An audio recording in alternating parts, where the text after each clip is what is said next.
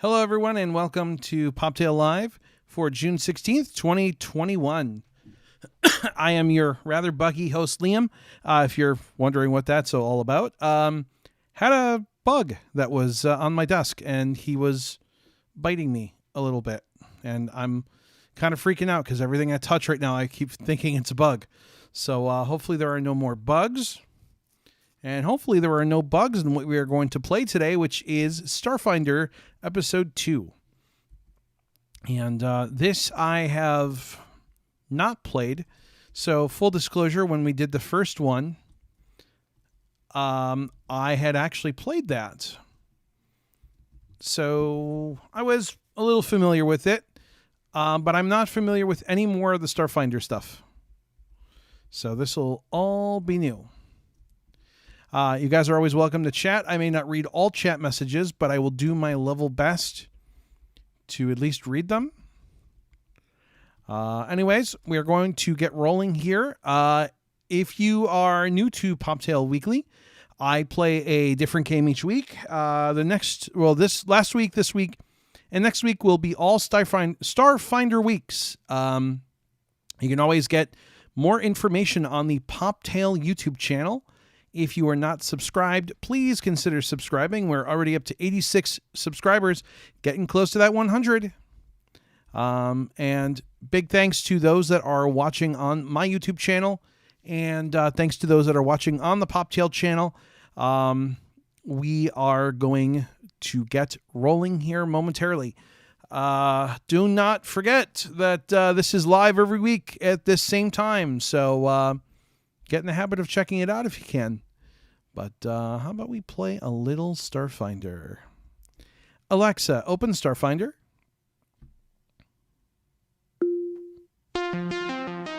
Starfinder. Here we go. Resuming from your last save point is Keskudai. Episode 1, Gangs of Absalom Station, 100% complete. All right. Congratulations. You have completed Episode 1 as Keskudai. Would you like to play the next episode? Yes.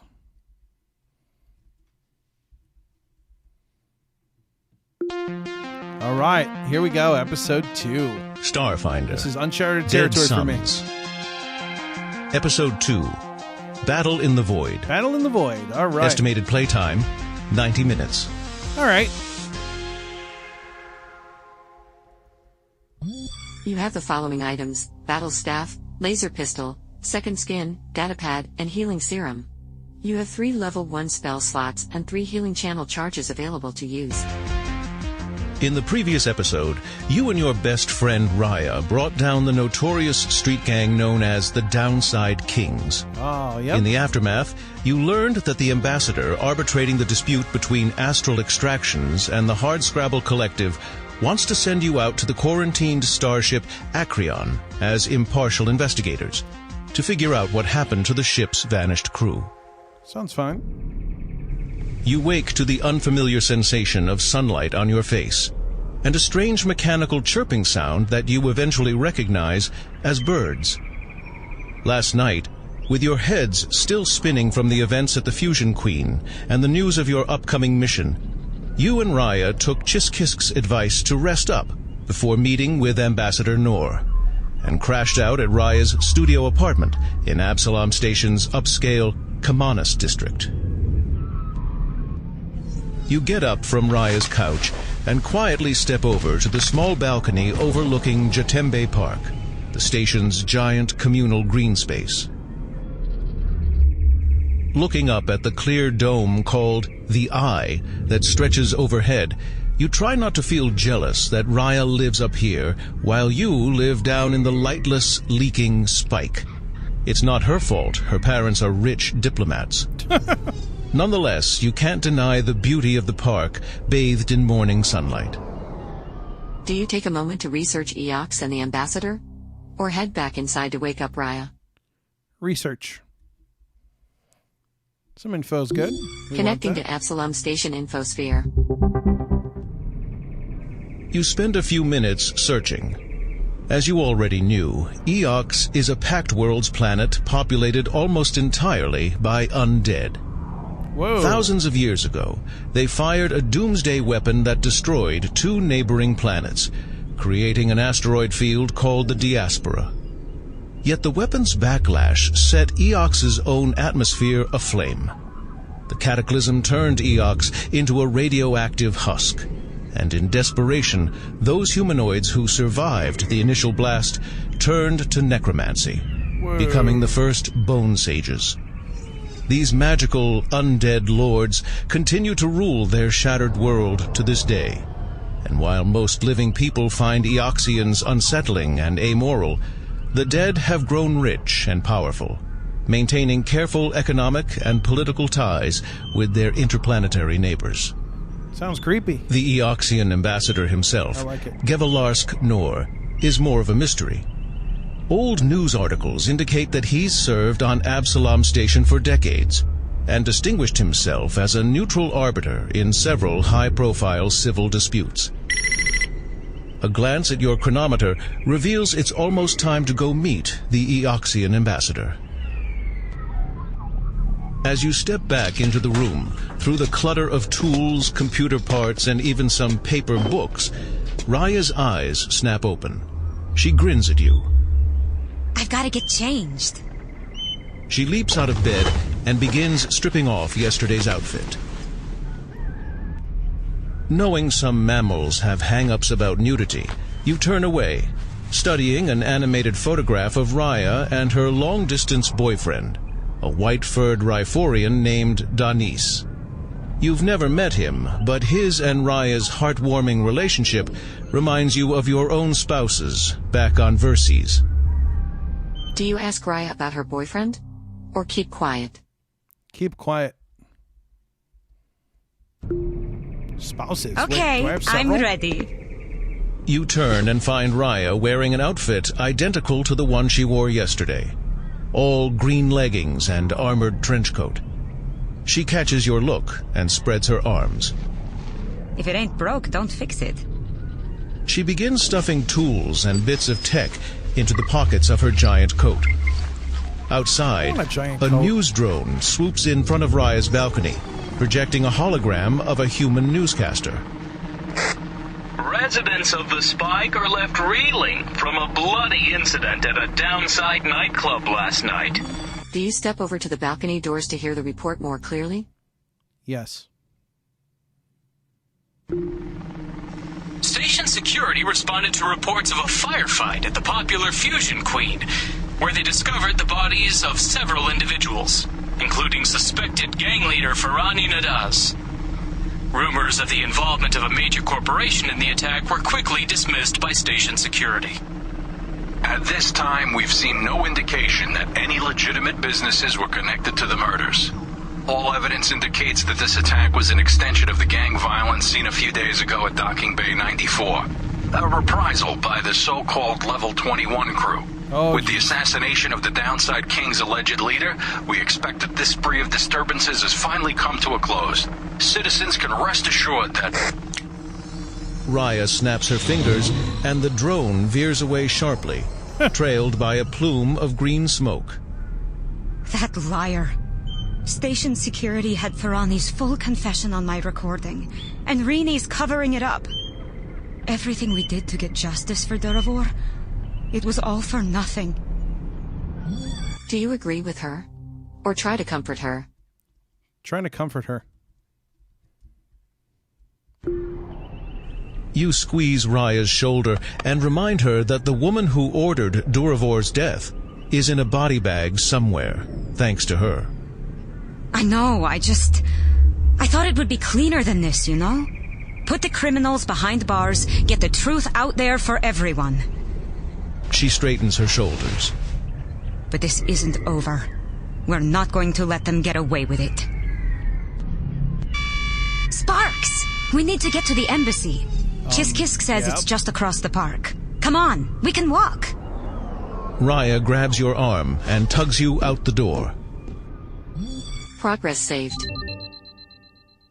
5% complete. Ooh, only 5%. As you exit Raya's building, you find a gleaming stretch grav car parked at the curb directly in front of the door. Whoa, I wonder who that's for. In response, the Gravcar's rear window shimmers and disappears, revealing a beautiful, smartly dressed Lashunta woman. She beckons you forward with a friendly smile that doesn't quite reach her eyes. Hello. My name is Ms. Joss, and I work for Astral Extractions. I understand you have an appointment with Ambassador Gavalar Sknor regarding the Acreon situation. I apologize for showing up unannounced, but I was hoping to have a quick word with you. May I offer you a lift to the embassy?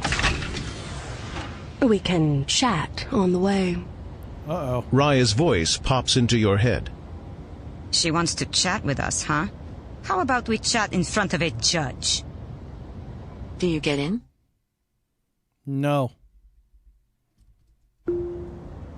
You inform Joss that you'd rather kiss an Orokoran, an alien known for projectile vomiting its stomach fluids up to 30 feet. Oh, boy. Suit yourselves. My car's techno-magical privacy shielding can extend up to 20 feet, so we can talk right here, if you prefer. Now then, I was hoping we could discuss... The murder of Durivor Creel? Yes, let's. Do you ask about Astral's involvement? Or accuse them of masterminding it? Ask about their involvement. You ask Joss if Astral Extractions paid to have Creel killed to prevent him from testifying. Rest assured that neither I nor anyone else at Astral Extractions has any idea what you're talking about. Cut the act.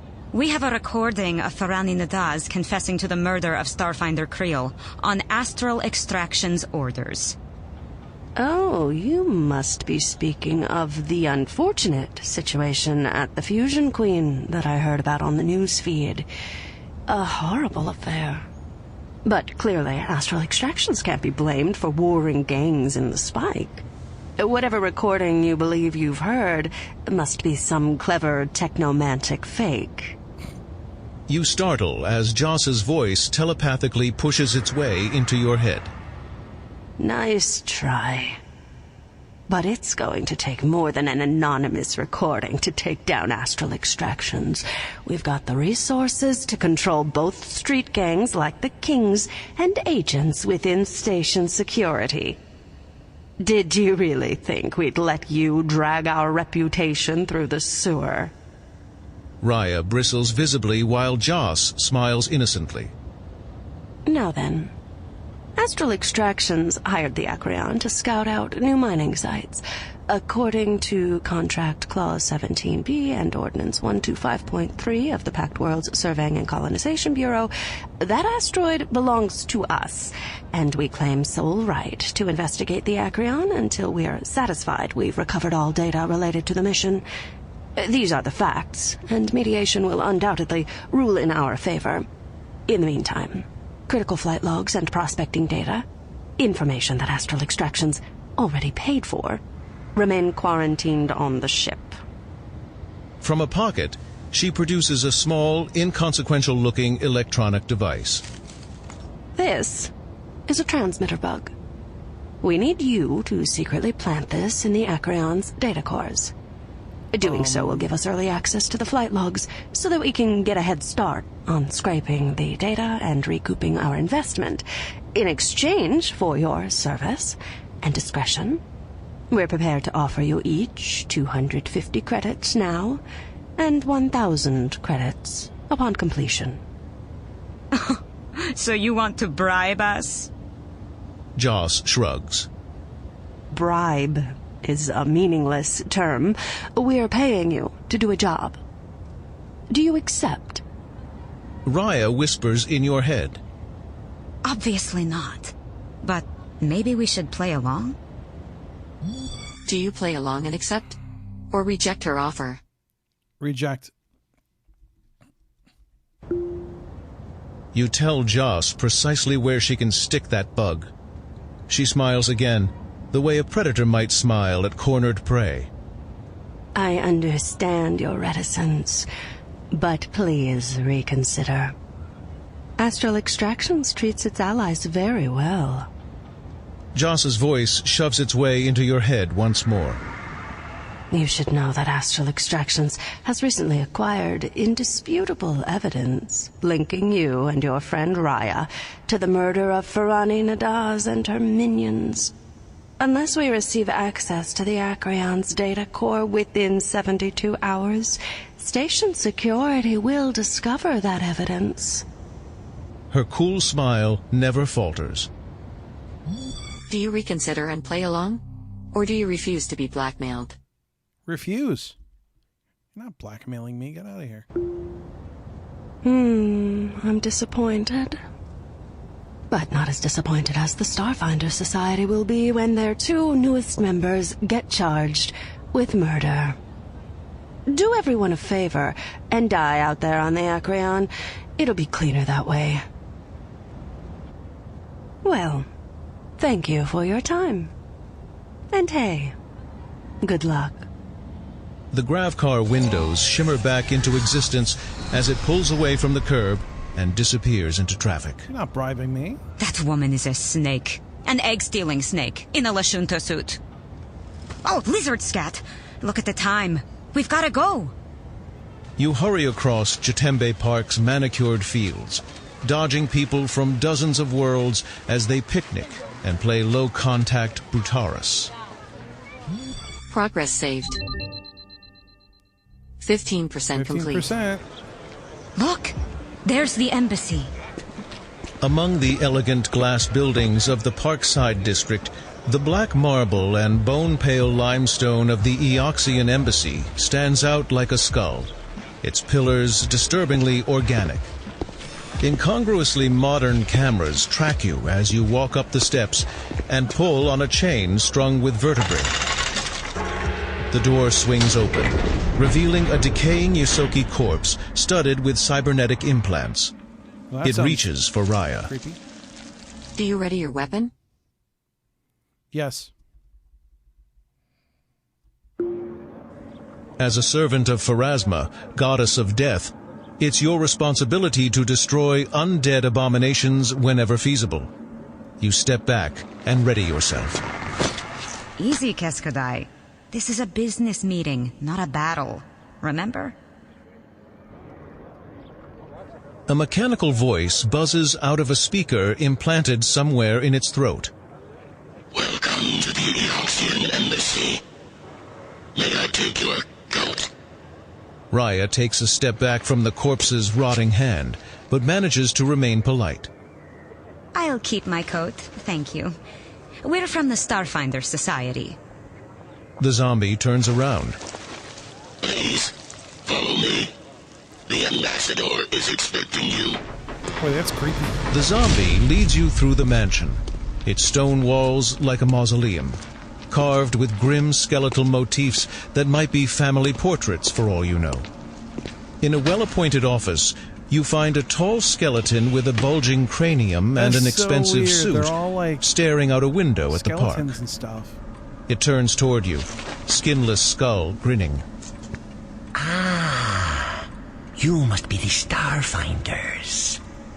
I'm Gevalarsk Nor, Eox's ambassador to Absalom Station. Please, sit. Nor's eerily glowing eyes turn to the zombie. That will be all, Temka. Toodaloo. Oh, I hope Temka didn't frighten you. He's not as fresh as he once was, I'm afraid. But he's been with me for so long, I simply had to bring him to the station, even if he is getting a bit ratty. Oh, ratty. I'll have to remember that one. Nor eyes the holographic holy symbol of Pharasma floating above your head. Oh boy. You wouldn't believe the prejudice we undead face among some societies. Though I suppose it makes ambassadors like myself all the more important. I assume this is your first time meeting one of the non-living. Before we get to business, do you have any questions for me? Questions flicker through your mind about Eox and the cataclysm that destroyed it, creating the diaspora. Do you ask Nor about Eox, the Cataclysm, or what it is like to be undead? What it's like to be undead. That's such a weird question. I'm going to ask it. You ask Nor what it's like being undead. Oh, it's pretty great, really. You don't have to sleep or exercise. You've got all the time in the world to learn new skills. And long-term investing becomes just frightfully easy. He rubs a bony hand over his elongated skull. You don't even really miss the fleshy parts after the first century or so. Anyway, if you're interested, I can send you a brochure for one of our indentured servitude plans. After the mission, of course. Do you ask Nor about Eox, the Cataclysm, or move on to the mission at hand? Move on to the mission. Right. On to business. I always forget how little time you living types actually have. Nor steeples his bony fingers. I believe that Chiskisk has already briefed you on the dispute between Astral Extractions and the Hard-Scrabble Collective over the prospecting ship Acreon and the asteroid it towed in from the drift, the so-called Drift Rock. In lieu of a lengthy court battle, both factions have agreed to allow me to mediate in hopes of finding an equitable solution. Of course, the first step is to fill our knowledge gaps regarding the case, and Chiskisk tells me you two are more than capable of handling such a fact-finding mission. Oh boy. I'd like you to go to the Acreon and find out precisely what happened to its crew, as well as inspect this mysterious drift rock that the media keeps on about. In return, the parties have agreed to compensate you each with 1,500 credits, half now and half upon completion. They've also agreed that while the ship and its data belong to whoever wins the case, you may claim any smaller items of value you find during your investigation as salvage, provided you let my observer drone record everything as evidence. Is this acceptable? Raya looks to you with barely restrained excitement. Do you accept the terms? Yes.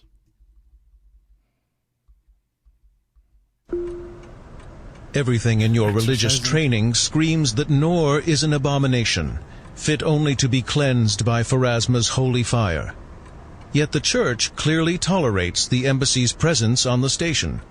And if this is the only way to get in with the Starfinders... You accept the job, shaking the skeleton's bony hand. Okay. Congratulations. You earned the Ambassador's Acreon Arbitration Award for beginning the mission to investigate the Acreon. Keep playing to discover more awards. Credit balance increased to 1,400. Ooh, more credits. Excellent. I'm glad we can work together. Nor reaches inside his sarcophagus-like stone desk and withdraws a small robot that looks like a tiny metal eyeball with dragonfly wings. This camera bot will follow you on your mission, broadcasting everything you see back to me on an encrypted feed. I've also booked a private shuttle to shuttle you out to the Acreon. Oh, and one other thing. He glances away, looking as casual as a skeleton can look. Among its other cargo, the Acreon was carrying a package destined for me and the embassy. I'd consider it a personal favor if you could deliver it to me when you return. It's clearly marked, so I don't imagine finding it will be too difficult. Raya shoots you a questioning look. Do you agree to look for it? Or ask what's in the package first? Agree. You tell the ambassador it shouldn't be a problem. He gives you a bony grin. Wonderful. Thank you. The ambassador moves over to the window, beckoning for you to follow. Now then, there's one slight complication. There always is. Observe. He gestures out the window, which bears the telltale shimmer of a privacy screen. Beyond, you can see a crowd of people of all shapes and species surrounding the embassy with microphones and camera drones, particularly concentrated in front of the entrance. As you can see, the press has gotten wind of the arbitration. It's very important that your part in this remains secret until after you've completed your mission. If anyone were to discover your identities, the feeds would immediately light up as so-called journalists exposed every aspect of your lives in an effort to critique my selection. Your credibility and possibly your safety relies on your anonymity. At least until the job is complete. What do we do? It looks like they've staked out all the exits. Nor waggles a bony finger. Not to worry. I've got a solution. It means you'll need to leave now with only what you have on you, but best to leave soon anyway. And I've made arrangements to help equip you for your expedition. Woo! There's a brief pulse of purple light as Nor snaps his fingers.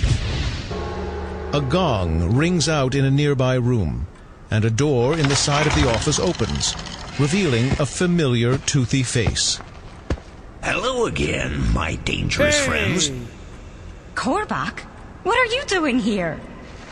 I figured something like this might happen with the reporters, so I took the liberty of arranging for Mr. Korbach to be on hand when you arrived. I don't normally do house calls, but I wasn't about to let two of my favorite customers head off into danger unequipped. I've taken the liberty of choosing a small selection of items specifically suited to the pair of you. Here, step into my shop. Korbach turns and motions for you to follow him. All right. Do you follow him? Yes.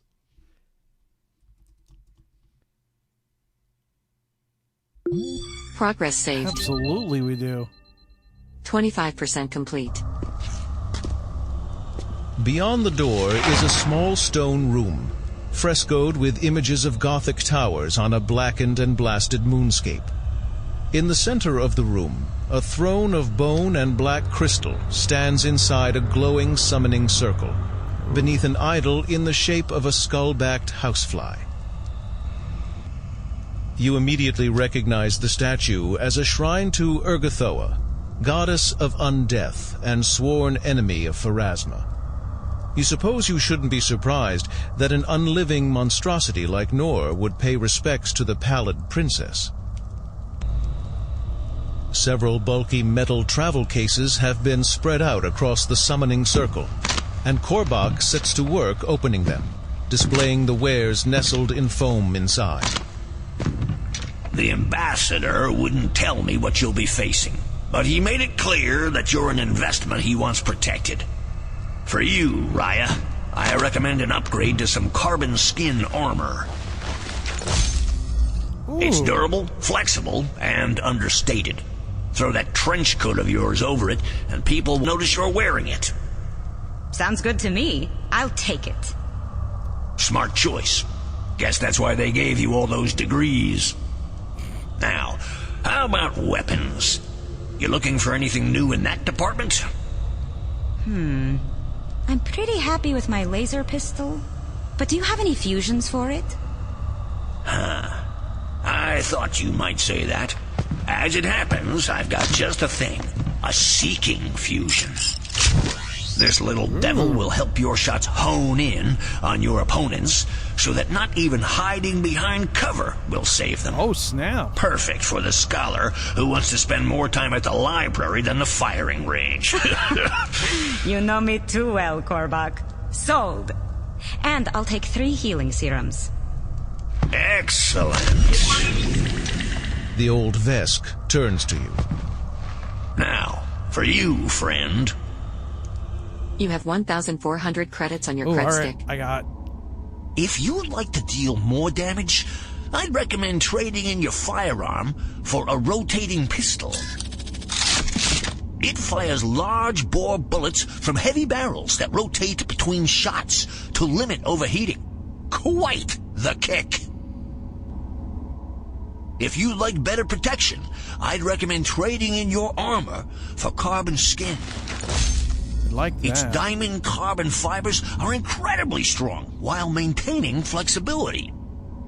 Computing each option's impact to your combat effectiveness. My analysis shows that trading in your laser pistol for the rotating pistol will allow you to deal 100% greater damage. Ooh. On the other hand, upgrading your armor to carbon skin will make you 10% harder to hit. Do you take the rotating pistol for 1,265 credits? Or the carbon skin for 1,225 credits? Rotating pistol. A fine investment in your future. Rotating pistol added to your Yeah, inventory. we're gonna take that. You have 135 credits remaining. Got enough healing serums? Scars are cool. Critical wounds are not. Keskadai, you currently have 1 healing serum. Healing serums instantly restore 1d8 hit points. They cost 50 credits each. I can buy 2. You can afford to purchase up to 2. How many would you like? 2.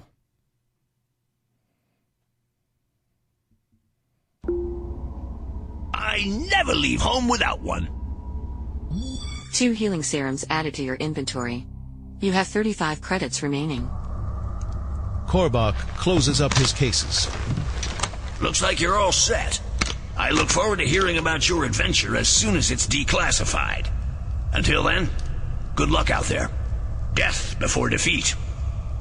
Death before defeat to you as well. Take care, Korbach. Hefting the heavy travel cases as if they were nothing, Korbach strolls out through the office. When he's gone, Nor pokes his skull into the room. All set then? Excellent. Please follow me. The ambassador leads you through the halls of the embassy, ending in front of an elaborate wall carving depicting the signing of the Absalom Pact. Though you note that this version places 3 bone sages in the center. Nor touches each of their heads in sequence, and the sculpture slides back into the wall, revealing a tunnel. Tricky.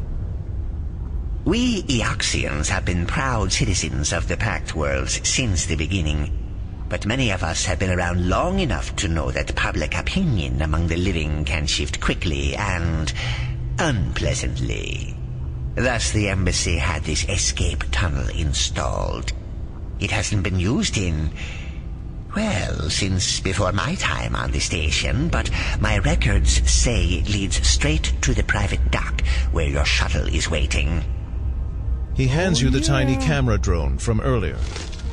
Once you're aboard the shuttle, activate the drone and begin broadcasting so I can get a complete record of the mission.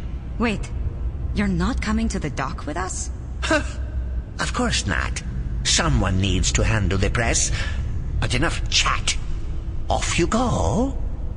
As you step through the tunnel entrance, Nor calls out. And don't forget my baggage. The door slides shut behind you. All right. Progress saved. 35% complete. Oh, so we're Take still... a break or keep going. Keep going. The tunnel appears to be an unused maintenance corridor, its metallic walls stenciled with arcane construction notes. In the weak emergency lighting, old fittings show where pipes and wiring have been removed. And as you walk, you occasionally pass old doorways that have been welded shut. Sounds creepy. The hallway turns frequently for no obvious reason, sometimes forcing you to climb or descend short ladders. Raya turns to you. What a morning! And how about that astral extraction snake trying to buy us off? Do you tell Raya about Joss's telepathic threat? Yes. You tell Raya what Joss had said, about being able to tie both of you to Ferrani's death, and how she'll use that evidence to frame you both if you don't agree to what she wants. What? But it was self-defense. Surely a jury would recognize that. You give her a flat look. Oh, gods. As you round another corner, the emergency lighting suddenly flickers and goes out, plunging you into darkness. Fortunately, your antennae are sensitive enough to vibrations in the air to give you a sense of your surroundings. Unfortunately for Raya, her antennae only pick up psychic emanations and do nothing to stop her from walking into a wall. What the hell? Who put a wall here? The tunnel flickers back into view as Raya summons a cascade of magical sparks that resolve into 4 globes of light. The globes float around the two of you, illuminating the tunnel. Raya licks a finger and places it on the power conduit running between the overhead emergency lights. She closes her eyes. Feels like somebody cut the power. Oh, that's not good. From somewhere down the corridor ahead, you hear a faint metallic screeching, then a crackle of electricity. You shush Raya, motioning for her to listen, and the sound comes again. Well, Raya's eyes widen. Do you think it's more of those goblin scavengers from this spike? What should we do? We could sneak down and take a look, or charge in with weapons drawn to try to scare off whatever's down there. Do you sneak down? Or charge in? Charge in.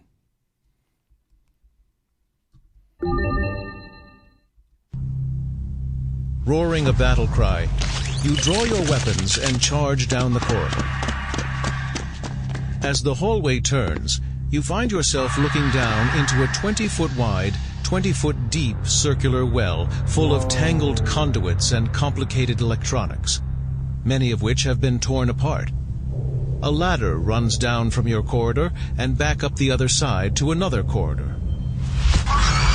Suddenly, a creature like a 3-foot-long bat-winged snake swoops down from the ceiling, fanged mouth open wide and sparks arcing between the bony spines that line its body.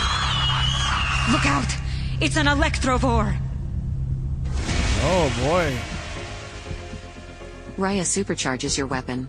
Supercharge online!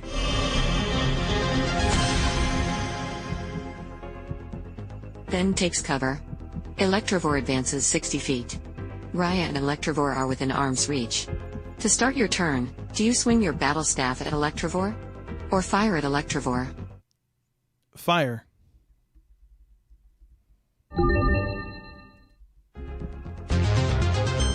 Got him. Got it. 19 damage. Nice. Electrovore is critically injured. To end your turn, do you stand your ground? Or fall back? Stand my ground. So, I almost got it in one hit. You stand your ground and end your turn. Raya swings her tactical baton at Electrovore. Got it. All right. Yay. Yes. 2 damage. Is that going to be enough? Electrovore is defeated. Yes. Wow, that was a quick fight. With a final squawk, the Electrovore falls to the ground. You lean over the dead Electrovore and make the sign of Pharasma's spiral. It may only be a beast, but its spirit still deserves the Lady of Graves's protection on its journey. Raya grimaces. Somebody should tell Ambassador Noor to clean out his escape tunnels more often. Come on, let's get out of here. You follow Raya up the far ladder and find another maintenance corridor almost identical to the one that brought you here. Fortunately, the lights on this side of the Electrovore's transfer station are still on. Progress saved. 45% complete. All right. As you continue down the corridor, you begin to notice a rhythmic electrical thrumming growing louder. A breeze brushes over your antennae. Oh, what now? Some escape tunnel this is. As you scramble up the next narrow accessway, you find yourself in a 5-foot-wide corridor. Just ahead is the source of the pulsing. A solid wall of pink energy that appears, surges toward you for several feet, and then vanishes. What is that? Reappearing a second later, back where it began. Raya groans. It's an electrostatic ventilation pump. The station uses them to sterilize and circulate air. Don't touch that energy field unless you want to get crispy fried. I think our boneheaded ambassador forgot that some people have, skin. You studied the pulsing energy field. You think there's a decent chance that if you timed it right, you could race through during the gap as it resets. Or maybe Raya could somehow disable it with technomancy. Do you try to time the gap and race through? Or have Raya tried to disable it? Have Raya tried to disable it. Because, what else are we going to do? You suggest that Raya try to disable the field with magic. She purses her lips. Yeah, that could work. I'd be happier if there were some sort of interface, but maybe I can find the power supply and short it out. She edges closer to the energy field and closes her eyes, running her hands across the walls. Come on. No. I think maybe right about there. Sparks spiderweb across the wall panel around Raya's hands, then cascade up her arm. She swears and snatches her hand back, shaking it. Around you, the lights in this section of corridor flicker out. The electrostatic field, however, remains. Oh. Raya gives you a sheepish look. Right then. On to plan B. Raya takes 1 damage. You and Raya prepare to leap through the energy field. You brace yourselves, finding the rhythm, then launch yourselves forward. Come on. No! As you leap, you accidentally jostle Raya, throwing off your timing. The energy field reappears and washes over you with a feeling like tiny needles stabbing every inch of your body. Your skin sizzles as you barrel forward through the field and collapse onto the floor on the far side. You take 3 damage and have 9 hit points remaining. Raya takes 3 damage. Raya looks over at you, steam rising from her skin. That was unpleasant. Muscles quivering, the two of you stagger to your feet, the energy field continuing to pulse placidly behind you. That sucks. All right, I think it's safe to take 5, and I could use a short rest. Raya is restored to her maximum of 10 hit points. You are restored to your maximum of 12 hit points. You continue down the corridor. At last, the tunnel ends in a thick security door. Finally! Want to do the honors? Do you open the door? Yes. You open the door, revealing a small but bustling private dock. Raya follows you out into it. Progress saved. Okay. 55% complete. All right, we're halfway through. In the center of the bay sits a small shuttle with the name Hippocampus stenciled on its side. Several uniformed ground crew are busily attending to it, watched over by a station security patrol bot. As you enter, the robot turns and approaches you. Identity confirmed. Greetings, citizens. At Ambassador Nor's request, Station Security has authorized the temporary loan of this shuttle for use in arbitration proceedings. Please note that this shuttle remains property of Absalom Station, and that any damage will be billed to the Eoxian Embassy. The robot pauses, then leans in. So do not scratch it up. Biometric signature here, please. The The robot holds out a data pad, and you and Raya both give it your handprints and DNA scrapings. The screen goes green. Happy flying. The patrol bot salutes and leaves through the main bay entrance. Before you can approach the shuttle, however, someone speaks from just behind you. I heard you met with Astral Extractions. You turn to find Otal Sarisi, de facto head of the Hardscrabble Collective, emerging from the shadows of a refueling tank. This guy. A friend of the Collective saw you talking with one of their people this morning.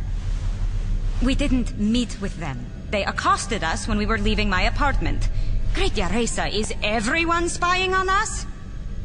Look, when we spoke at the Moons of Sleep, you seemed like a decent sort. But as soon as Nor picked you to investigate the Acreon, I knew it was only a matter of time until Astral Extractions tried to buy you off. Everyone in that company is as crooked as a Sheeran's antennae. They've got resources the Collective can never hope to match, so I won't hold it against you for hearing them out. But I need to know what they asked you to do. Do you tell him about the bug? Yes. You explain that Joss asked you to place a bug on the Acreon's data core. Yeah, that's what we thought. So did you take their offer? Raya glares at Otal. What kind of crooks do you think we are? Yes, they tried to bribe us, and we told them they could install that bug themselves. Right up their digestive tracts. Did you really? I would have loved to be there to see that. He grins broadly, but quickly sobers. Really, though, I wish you had accepted. It would have made my job a lot easier. Wait, what? Otal reaches into a pocket and pulls out a small data drive. Since you declined their offer, Astral will undoubtedly have a contingency plan, some other means of getting the bug onto the Acreon. It's critical that you load the code in this drive into the ship's cores before they succeed. This will create an invisible partition around the bug, a simulation of the ship's memory banks. Not only will it prevent them from doing whatever they have planned, but it will also feed them false marked data. Ooh. If they try to use that data against us in the arbitration, we'll be able to prove that they violated the terms of the agreement.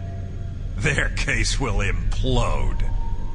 Look, Astral will always be able to beat any offer we could make to you, but we do have some access codes for the Acreon's computers, which I've included on this drive. They should make your job a bit easier. So, will you do it? Will you help us? Do you accept the data drive? Yes. I guess I know what side we're taking. You agree. Otal hands you the drive. Data drive added to inventory. Might as well, pick a side and go with it. Thank you. You're doing the right thing. I'm sure Astral made all sorts of legal arguments, but when you get down to it, the crew of the Acreon was our family.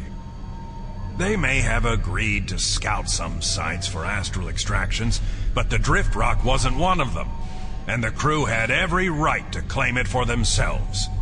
Any value it has belongs to them, or to their people. He reaches out and shakes your hands. Good luck out there. He turns and leaves the dock. Raya shakes her head. I know the Hardscrabblers are the victims in all this, but I wish people would stop ambushing us. But, you know what? Who cares? We're about to make history with our first Starfinder mission. Whee! Come on, let's go check out our ship.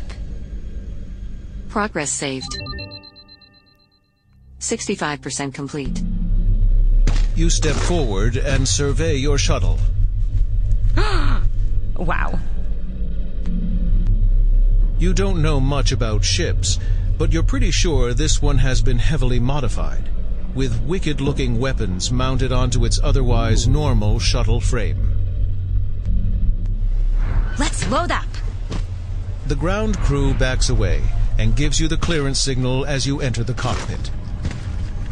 Raya gets to work warming up the engines as the hangar bay doors slide open, revealing a starscape studded with ships. Oh, this is cool. Virtual intelligence routines online. Welcome aboard the Hippocampus, captains.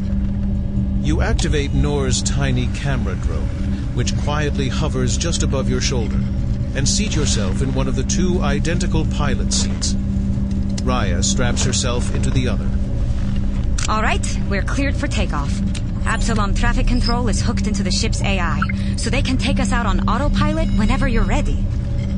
She hesitates, then grins conspiratorially. Or we could fly it out manually. What do you think? Do you engage the autopilot? Or fly the ship manually? Engage the autopilot. Yeah, you're right. It's safer to let them do it. Autopilot engaged.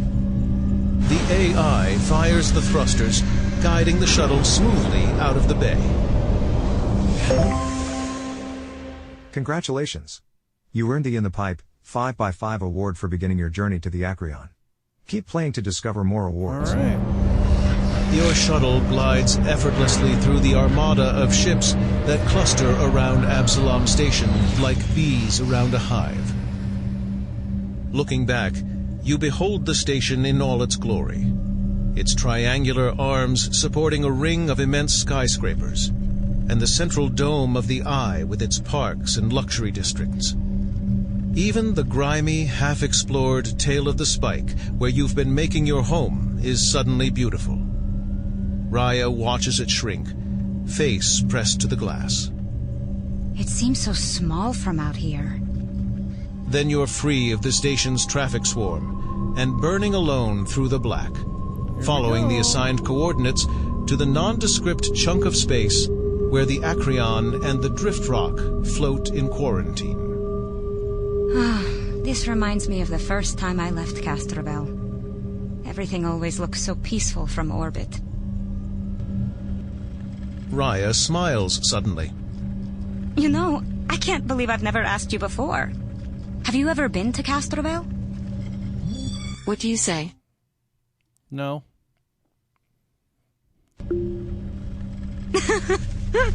I'm not surprised. It's a big galaxy. Well, if you haven't been to Castrovel, then you definitely haven't heard of Comena. It's a military city-state bordering the Snow-Salt Sea. Its mountain heart cities are some of the most fortified settlements on Castrovel, as a result of our war with the Formian colonies. That's why my parents moved there, for the opportunity to negotiate a peace treaty between Lashuntas and Formians. They succeeded 30 years ago, but they still work at it every day, making sure tensions don't flare back up. I still miss it sometimes. I mean, Comena has more in common with a Viscarium outpost than most Lashunta settlements. The whole city is actually designed to slide down inside the mountain during wartime. Ooh. But it was still home, you know? But I couldn't resist the draw of new and unexplored places. This is my chance to finally get out there, find and understand new life, new species. Anyway, what about you? What got you excited about the Starfinders? Was it fame and fortune? Adventure and exploration? Or are you not sure? Adventure and exploration. You explain that you don't just want adventure and exploration for your own sake, but to help educate your larval son, Chick-Chick. I hear you. Raya leans down so her eyes are level with the clear belt tube where you keep Chick-Chick. You're a lucky bug, Chick-Chick. Not everyone has a dad willing to show them the galaxy. Chick-Chick taps on the glass in agreement, and Raya grins. For me, this is my first adventure that doesn't involve final exams or hacking a server. And speaking of which... As you near the quarantine zone, you feel the thrusters fire, slowing your approach. Initiated. Autopilot braking sequence. All right. Let's take a look at what we've gotten ourselves into. Using the hippocampus's long-range sensor array, Raya pulls up a holographic rendering. In the center of Station Security's quarantine zone floats the Acreon, a boxy, ungainly ship with a patched outer hull bearing the scars of micrometeorite impacts and radiation exposure. The drift rock itself appears to be nothing more than a lumpy asteroid a few thousand feet across, tethered behind the ship on long tow cables. Looks like a pretty standard mining transport, but I can't get a good reading through the hull. Power signature suggests the core's still live, and slow leaks indicate at least part of it still has atmosphere. Only the one airlock, so that's how we'll... Hey, what's that? Uh-oh. Progress saved. 75% complete. On one of the scanner displays, a ship is accelerating rapidly out of the Armada, flying straight toward the quarantine zone. And you. Nobody else is supposed to be out here. Warning. The unidentified vessel is painting us with targeting lasers. What in Asmodeus's hell? Raya zooms in, revealing a tiny ivory craft that looks like a serrated arrowhead sculpted out of bones. Do you hail the ship? Yes.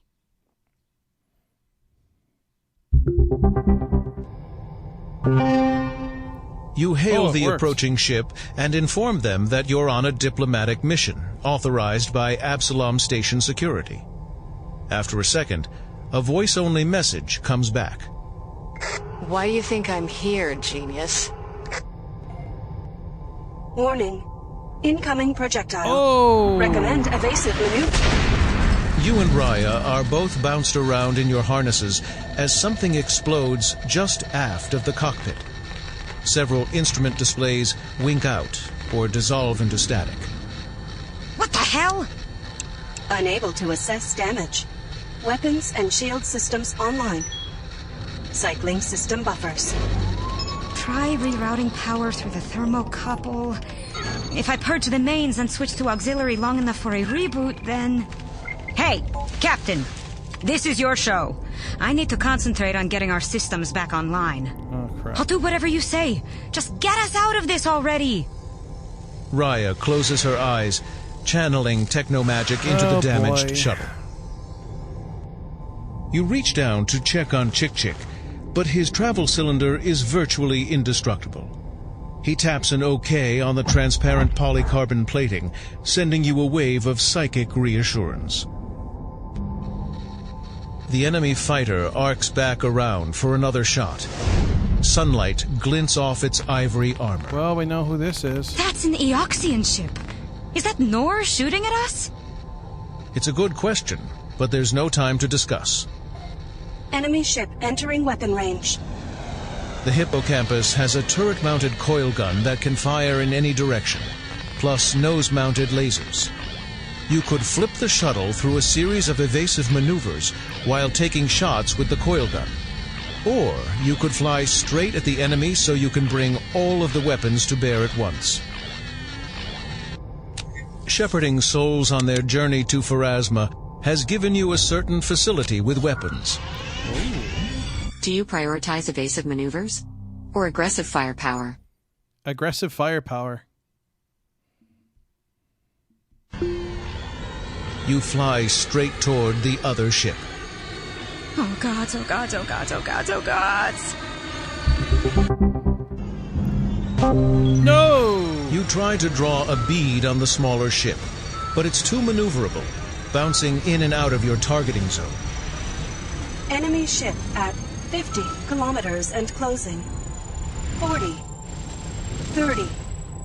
20. Hurry up and take the shot. I can't... 5. Lasers lance into your shields as the fighter screams by overhead. Immediately, it circles around for another pass. Warning. Shield generators at 50%. If you just stay still, this'll all be over faster. Warning lights flash on the console as Raya flicks through screens at lightning speed. Ah, damn! We're bleeding out of the starboard power junction, and the shield's phase-shifting algorithms are lagging. I can't fix both at once. You gotta help me! If there's one thing you know, it's that you don't have the expertise to repair either system. Right. Your only hope is blind luck or the favor of your god. Do you try to fix the power junction? Or the shields? The shields. Activating automated evasion routines. As the autopilot takes over and Raya wedges herself back in the engine compartment, you pull up the shield functions. This is not going well. Why am I having no luck Thousands today? of lines of code stream past, the formulae studded with ominous and arcane error messages. Maybe you should have let Raya handle this part after all. You try editing the most broken-looking lines. Warning. Critical error. Hey! We just lost shields! Raya scrambles back up into the cockpit and begins rebooting systems. What in your race's name did you do? They've got a lock on us. Warning. Enemy torpedo on intercept vector. 15 seconds to impact. Well... This shuttle doesn't have any countermeasures. We're dead. You think fast. If Raya can supercharge the shuttle's scanners, you bet she could use them to overload the torpedo's sensors. As you turn to tell Raya, however, you realize she's totally frozen with fear. There's a chance you could shoot the torpedo down before it gets too close, but Raya's supercharged scanners might still be your best bet, if she can pull it together. She elected you captain for a reason, and you're pretty sure you can talk her through it. Do you try to snap Raya out of it? Or attempt to shoot down the torpedo yourself? Snap Raya out of it. I think we're going to lose you guys. Warning. Talking fast, you remind Raya that this is just another technomancy test. 6. No different than all the quizzes she aced at the university. 4. You have total faith in her, 3, but you need her to supercharge 2, the scanners. Right 1. now. Boom, it worked. Just another test. With a jerk, Raya snaps out of her trance and grabs for the scanner controls. Her hands crackle with electricity. Supercharges go. Locking scanners. On your screen, the torpedo suddenly wobbles and breaks away, racing safely off into space. I did it! Thanks, Captain. They're still right behind us. We've got to shake them before they get another lock. Enemy ship closing. It's clear by now that if you're going to lose the other ship, you'll need to get creative. You could test your piloting skills and slingshot tight enough around the Acreon that they can't follow. Or you could do a flip and burn, surprising the other pilot with an extreme braking maneuver. The latter option is easier to execute, but only if you can handle the extreme G-forces and maintain consciousness. Do you try to lose them with a slingshot maneuver? Or risk the G-forces with a flip and burn? Flip and burn. Let's go for it. You tell Raya to try to not pass out. What? Why would I... You reverse thrusters and slam the shuttle into a punishing turn. Warning. Inertial dampeners overloaded. Whoops. Oh God, I'm having Acceleration no luck stomps down on your with internal the, organs dice. as you haul upward on the controls. Can't breathe. You tense your muscles, but it's not enough. Darkness creeps in from the edges of your vision, and reality seems to slip away. Rip. When you regain consciousness again, the shuttle is burning hard in a random direction, and the enemy is coming in for the kill. What? Did you seriously think you were gonna outfly me? In that thing? On the view screen, another torpedo burns toward you. Evasive maneuvers! Lasers lance through your main engines, sending you tumbling out of control. The Acreon rises to fill your view screen. Computer, tell Denise.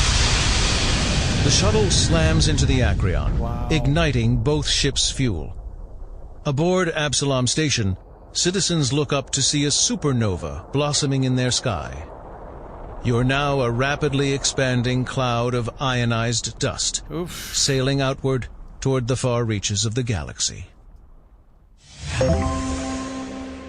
Congratulations. You earned the Champagne Supernova Award for your valor in space combat. Keep playing to discover more awards. Would you like to try again? Yes. Loading last save as Keskudai.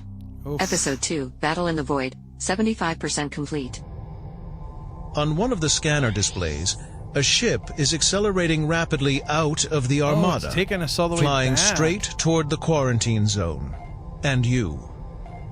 Nobody else is supposed to be out here. Warning. The unidentified vessel is painting us with targeting lasers.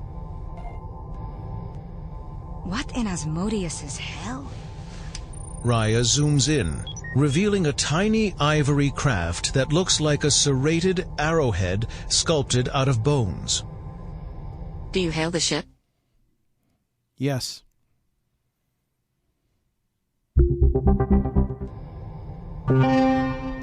You hail the approaching ship and inform them that you're on a diplomatic mission, authorized by Absalom Station Security. After a second, a voice-only message comes back. Why do you think I'm here, genius? Warning. Incoming projectile. Recommend evasive maneuver. You and Raya are both bounced around in your harnesses as something explodes just aft of the cockpit. So we got to redo this again. Several instrument displays wink out or dissolve into static.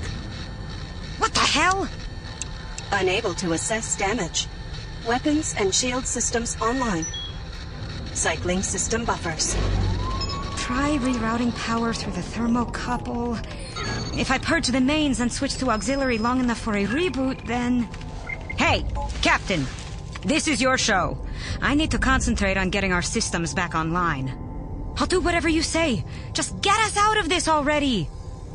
Raya closes her eyes, channeling technomagic into the damaged shuttle. All right. You reach down to check on Chick-Chick, but his travel cylinder is virtually indestructible. He taps an OK on the transparent polycarbon plating, sending you a wave of psychic reassurance. The enemy fighter arcs back around for another shot. Sunlight glints off its ivory armor. That's an Eoxian ship. Is that Nor shooting at us? It's a good question, but there's no time to discuss. Enemy ship entering weapon range. The hippocampus has a turret-mounted coil gun that can fire in any direction, plus nose-mounted lasers. You could flip the shuttle through a series of evasive maneuvers while taking shots with the coil gun. Or you could fly straight at the enemy so you can bring all of the weapons to bear at once. Shepherding souls on their journey to Pharasma has given you a certain facility with weapons.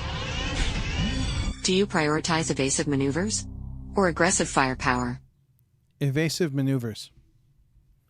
All right, so we tried it the last time. All right, come on. Acceleration slams you back into your seat as you hit the thrusters and throw the hippocampus into a sudden corkscrew dive. Come on.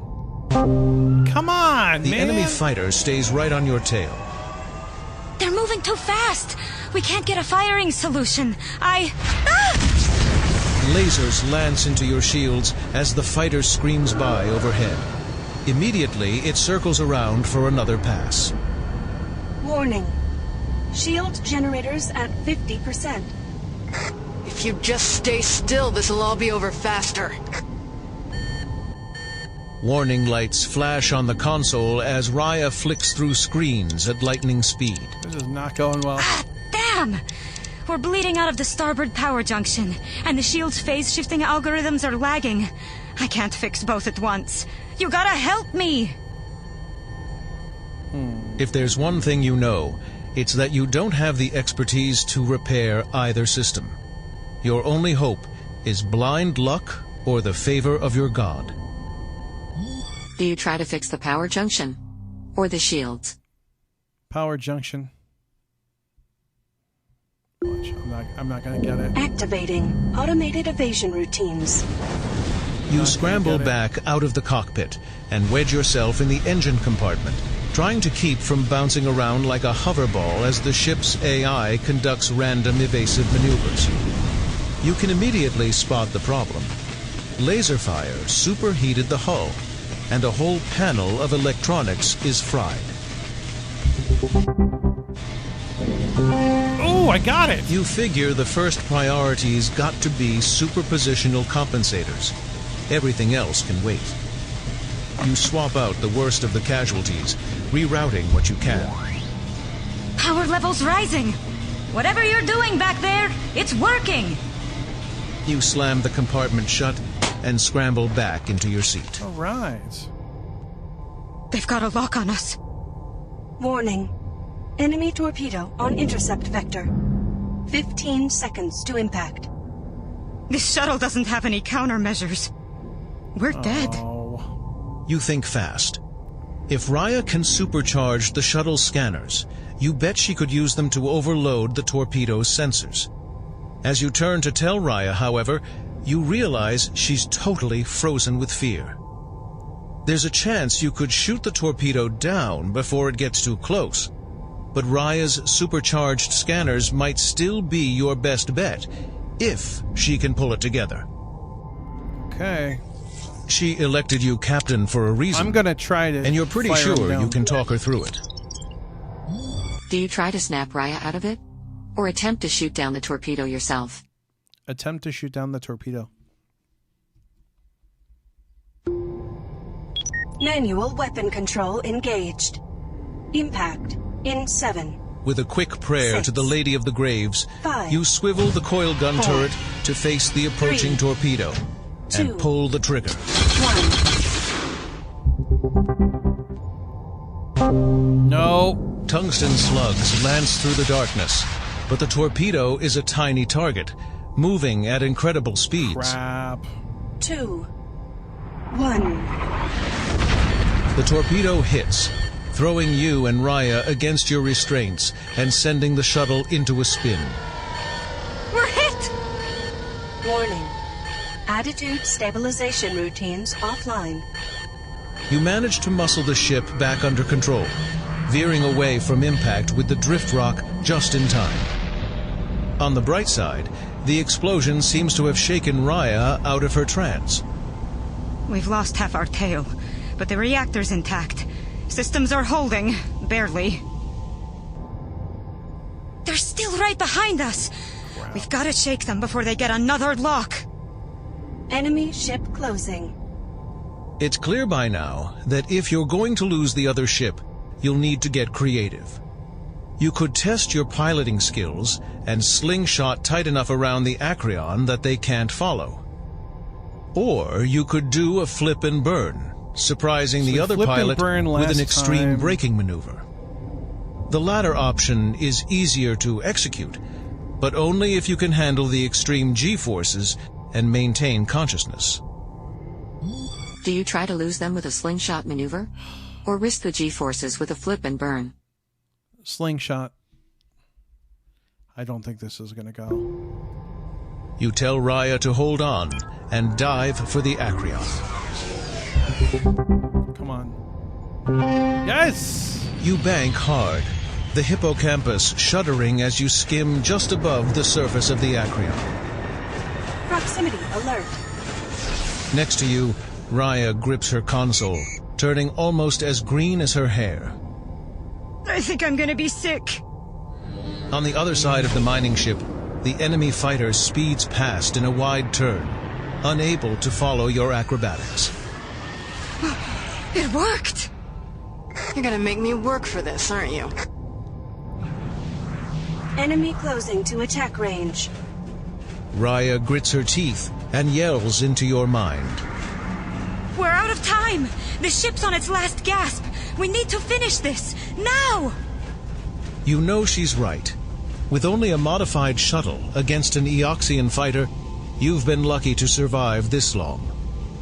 Yet, as you struggle to bring your weapons to bear a final time, you notice the tow cables between the Acreon and the drift rock. With the enemy so close behind you, you think you might be able to fly through the cables and get the other pilot to clothesline their ship. Ooh. Do you take the shot? Or try to wreck their ship with your piloting skills? Take the shot? I don't know. You cut the engines, direct maximum power to weapons, and begin firing. Come on. The combined barrage of bullets and lasers hit the enemy fighter like a shotgun blast, pulverizing its rear half into a cloud of bone fragments and sending it careening helplessly through the void. Yes! You got them! Congratulations. You earned the Don't Tell Me the Odds award for winning space combat at the last possible moment. Keep playing to discover more awards. Progress saved. 90% complete. Oh my gosh. Take a break, or keep going. Keep going. Hey, look! As the ruined enemy fighter cartwheels through space, the humanoid pilot tumbles free, helmet torn away and long blue hair rippling out through the vacuum. Yet rather than drifting, the body suddenly jackknifes like a diver and triggers thrusters in its flight suit, making for the Acreon. How? They must be an android. The android pilot somersaults and touches down gracefully on the Acreon's hull. They spider quickly across the ship's skin to a sensor array near the airlock, then crouch down and unsling a wicked-looking rifle. Raya shakes her head in wonder. If they think they can take out our shuttle with a rifle, they must be desperate. But with mounting dread, you realize they don't have to. From their position, the android can snipe anyone trying to enter the Acreon, and you can't use your shuttle's weapons against them without damaging the mining ship. Your only option is to confront your attacker on the ship's hull. Oh. What? No! No way! There's gotta be another option. Can't you talk to them or something? Or we should call station security. Let them deal with it. You doubt it's that simple. Station security must have seen the ship approaching, which means if they're not already en route, somebody's been paid to look the other way. Besides, this job just got personal. You want answers, or blood, and preferably both. Do you try to hail the android? Or leave the shuttle and attack? Hail the android.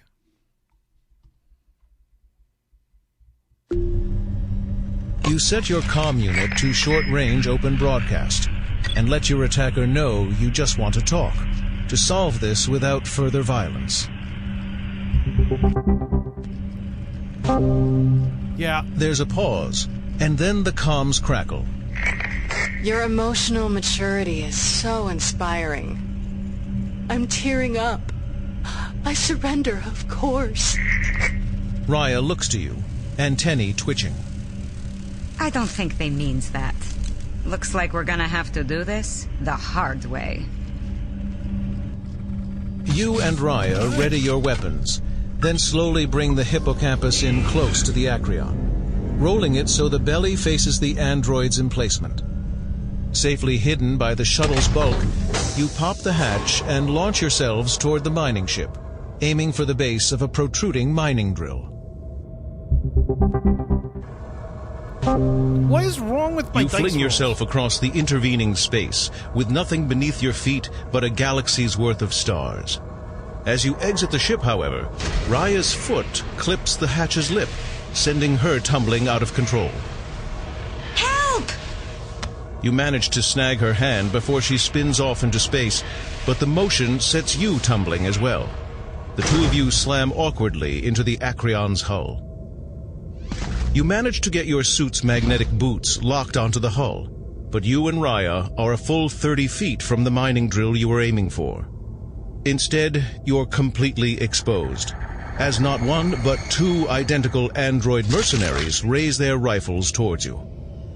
What the? They must have a hologram generator. Before you can react, two creatures bound around the side of the ship, loping easily along the curve of the hull. The newcomers are vaguely lion-like in size and shape, but with smooth, translucent blue skin and manes of muscular tentacles that flow from the back of their heads like dreadlocks. Oh, this isn't good. What is... Man, my dice You rolls have no idea what the creatures are, but you know bad news when you see it. Are those Void Stalkers? The name doesn't ring any bells, but you don't have time to stop and think. Raya yanks you down behind a large hull-mounted mining drill as the twin androids open fire. The Void Stalkers pounce on the closest mercenary, dissolving the hologram instantly. True to their names, the creatures stalk toward the firing mercenary. Despite lethal precision, you estimate the android will be overcome in the next 15 seconds. They're going to tear that android apart. I mean, I know she was trying to kill us a minute ago, but we can't just do nothing, can we? One of the beasts darts in and savages the android's leg, dragging their feet out from under them and almost sending the mercenary flying off into space. Tiny orbs of blood sail into the darkness. Okay, truce. I realize we got off on the wrong foot, but Void Stalkers were not in the job description. I'll tell you what I know. Just give me a hand already, will ya?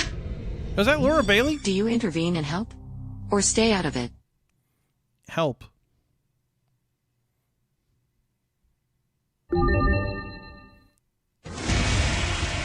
Yeah. I totally think that's Laura Raya Bailey. supercharges your weapon. Optimization complete. Let's do this.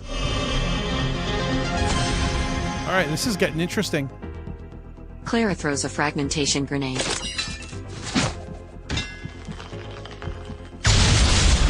Whoa, I want one of those.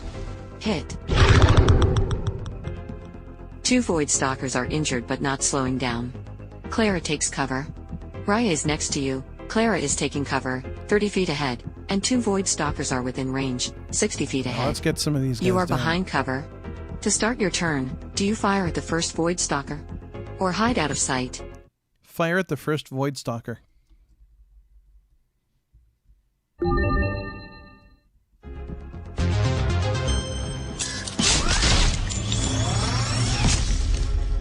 Seven damage.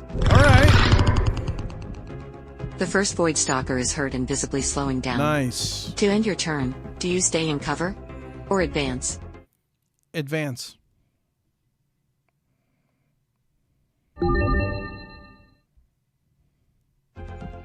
You leave cover and advance 30 feet.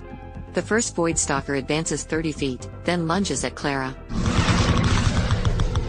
3 damage. Clara is unable to survive much longer.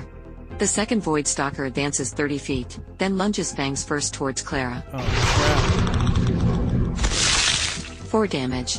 I think I'm gonna need a healing serum. Clara is barely hanging on. Raya emerges from cover and advances 30 feet, then casts Supercharge Weapon on Clara. Power levels maximized.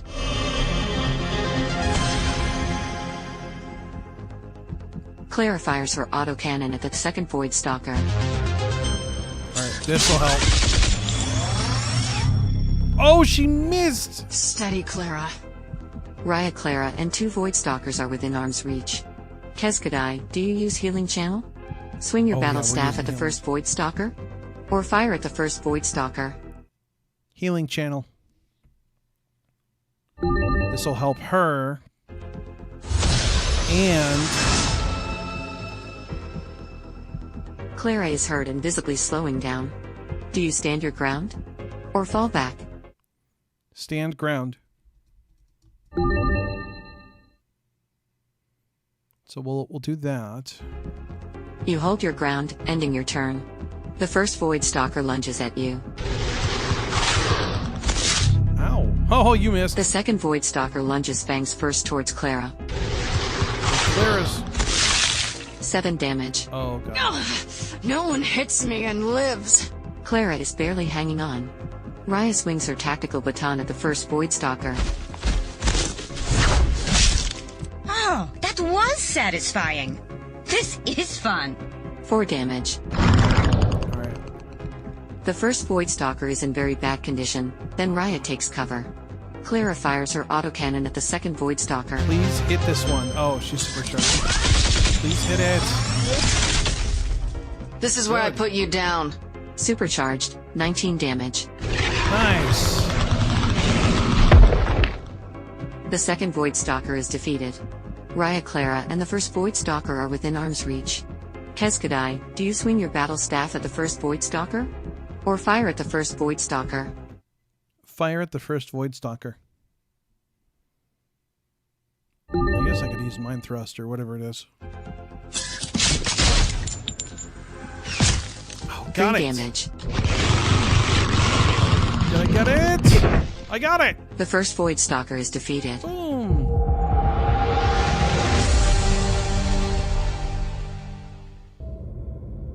With the immediate threat over, you turn your attention to the android. They relax their stance, lowering their rifle and letting it hang by its shoulder strap. Thanks.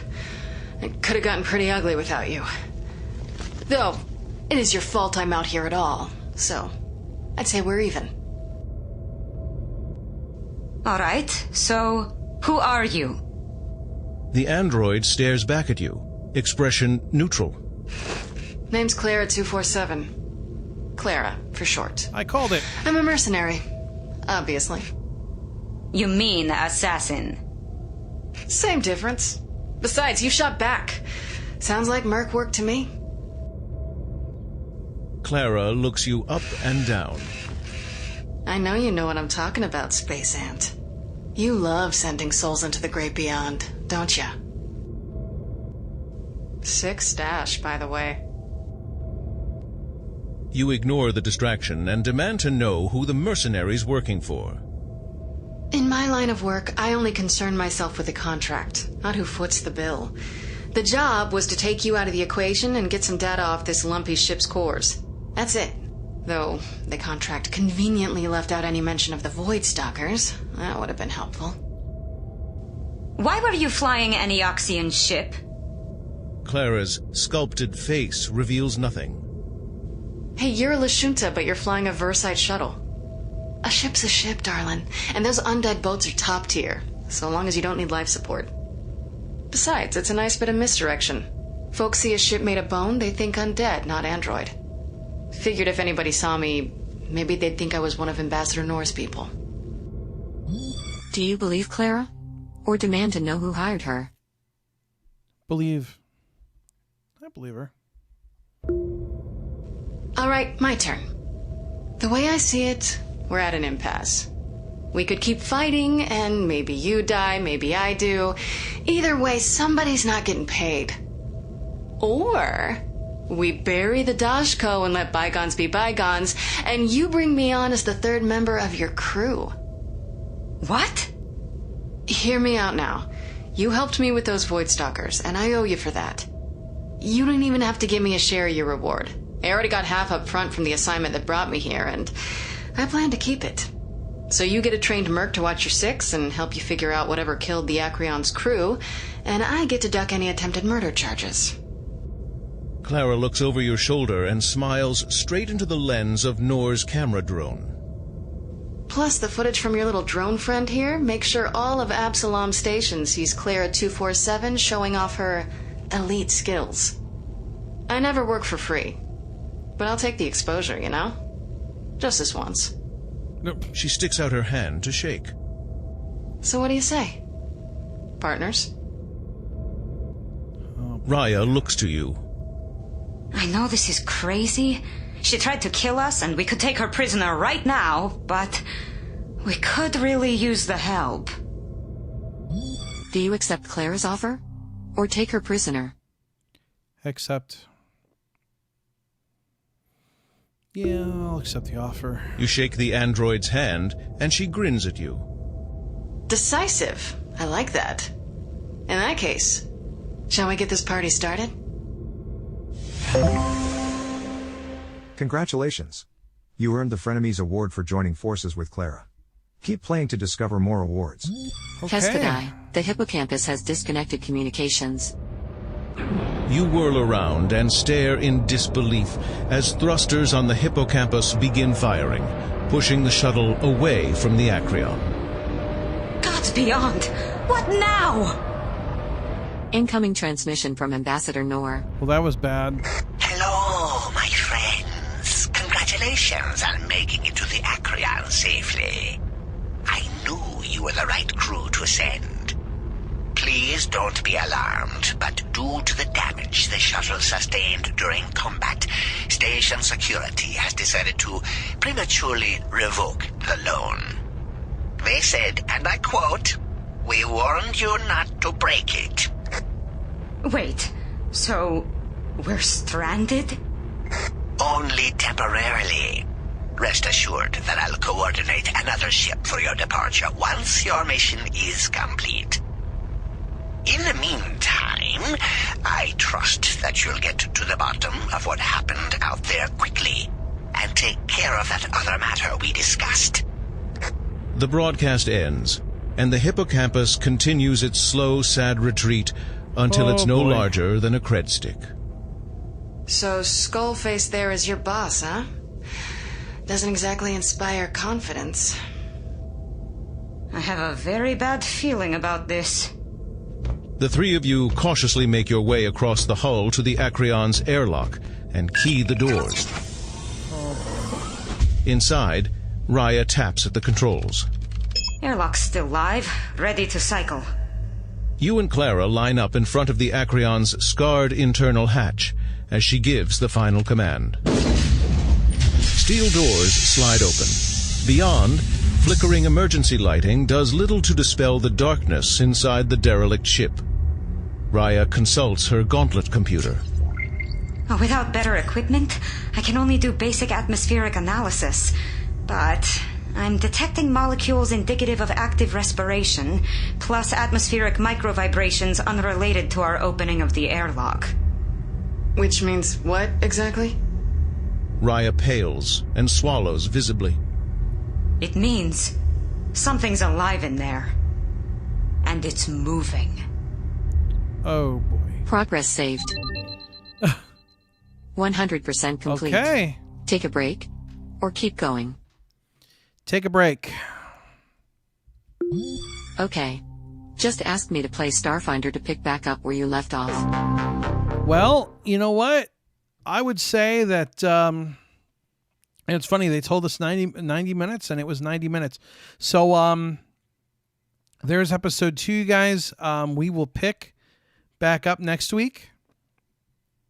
Please join me next week, which is the 23rd, I believe.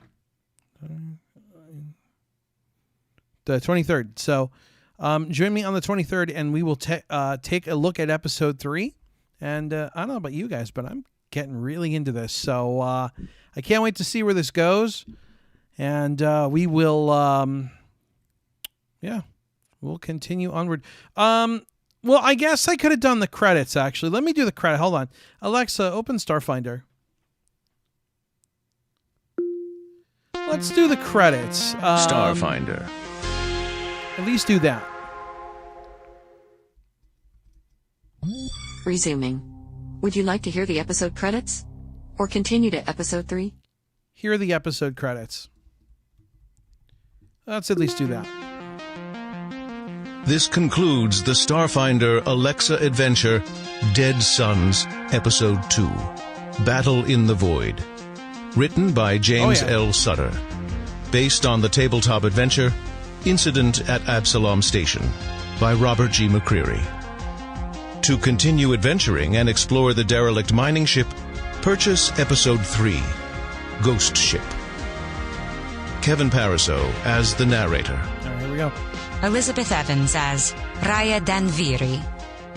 Laura Bailey as Clara 247.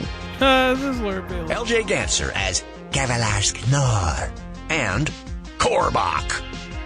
Lauren Fortgang as Ms. Joss. And Ship AI. Michael Braun as Demka. And Station Security Bot. Nick Sullivan as Otal Sarisi. The Starfinder role-playing game is copyright 2019 by Paizo Inc. All rights reserved. There we go. Had to get the credits.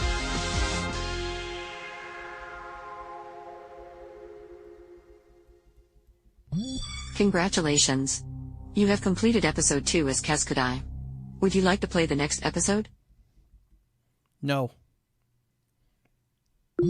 Would you like to start over as a different character? Or pause for now? Pause for now. Okay. Just ask me to play Starfinder to pick back up where you left off. Okay, so that is Starfinder episode 2, Battle in the Void. Next week we'll be checking out, I believe it's called the Ghost Ship, so that will be next week's stream. After next week's stream, we'll be taking a little break from Starfinder for a little while and doing some other games. But do not fear, because we will be completing the other episodes of Starfinder. So if you are enjoying these, stay tuned. Don't forget to subscribe to Poptale. And don't forget that there are new episodes up every week. We'll be doing these live. We're getting close to 100 subscribers, so if you can help out, please subscribe. You can also check out all the past episodes of Poptale Live.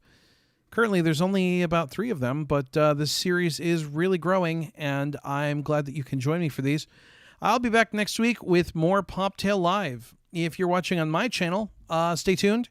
I will be signing off there and having a little extra time with you guys. Otherwise, if you're watching on Poptale, I will see you all next week. Thanks for watching. I'll see you guys later.